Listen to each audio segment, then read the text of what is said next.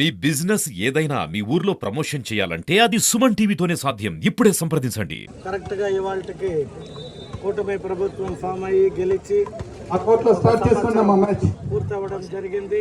Sudheer start చేసేయండి. ఆంధ్ర రాష్ట్ర ప్రజలందరికీ కూడా ప్రత్యేక ధన్యవాదాలు.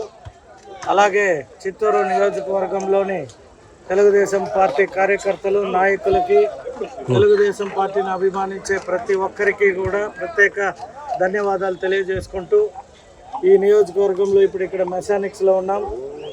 బాస్కెట్బాల్ టోర్నమెంట్ కండక్ట్ చేస్తున్న మా చిత్తూరు బాస్కెట్బాల్ అసోసియేషన్కి, అలాగే ఇక్కడికి విచ్చేసిన 12 టీములకి ఆల్ ద బెస్ట్ తెలియజేసుకుంటూ, మనం ప్రభుత్వం ఫామ్ చేసి 1 సంవత్సరం అయింది కాబట్టి చిత్తూరు నియోజకవర్గంలో అనేక అభివృద్ధి కార్యక్రమాలు చేయడం జరిగింది.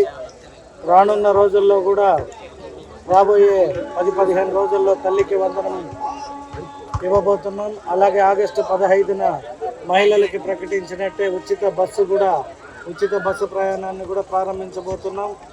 ఆల్రెడీ గ్యాస్ సిలిండర్ కావచ్చు, ల్యాండ్ టైటిలింగ్ యాక్ట్ కావచ్చు, పెన్షన్ కార్యక్రమం కావచ్చు, అదే రేషన్ ఇవ్వడం కూడా, రేషన్ షాపులు గత మా ప్రభుత్వంలో ఎప్పుడైతే 2014 నుండి 19 వరకు రేషన్ అనేది ప్రజలకి రేషన్ షాపుల ద్వారా అందజేయడం జరిగింది. అదేవిధంగా ఇప్పుడు కూడా తిరిగి రేషన్ షాపులు ప్రారంభించడం కూడా మీరందరూ చూస్తున్నారు. కాబట్టి ఆల్ ద బెస్ట్ టు మా పార్టీ నాయకులు కావచ్చు, ముఖ్యమంత్రి గారు శ్రీ నారా చంద్రబాబు నాయుడు గారికి, మా యువ నాయకుడు నారా లోకేష్ గారికి, అలాగే ప్రత్యేకంగా పవన్ కళ్యాణ్ గారికి కూడా ధన్యవాదాలు తెలియజేసుకుంటున్నాం. Thank you. వైసీపీ వాళ్ళు వెన్నుపోటు దినమని నిరసనలు వ్యక్తం చేశారు. అదే వైఎస్ఆర్ పార్టీ వెన్నుపోటు దినం జరపడం చాలా మంచి దినం. ఎందుకురా అంటే ప్రజల్ని వీళ్ళు వెన్నుపోటు పొడిచారు, ప్రజలు వాళ్ళని వెన్నుపోటు పొడిచారు. అది వాళ్ళు తెలుసుకున్నారు. దానికి మాకు సంతోషం. మేము పెట్టడం కాదు, గొడ్డల పోటు అని ఫస్ట్ వాళ్ళు పెట్టారు, నరకాసుర నారా అని. అంటే వాళ్ళ చిన్నాన్నని ఎవరు చంపారని, మరి 5 ఏళ్ళు ఉన్నాడు కదా ముఖ్యమంత్రిగా, ఎందుకు నిగ్గు తేల్చలేదని మీరు మీడియా ప్రశ్నించండి.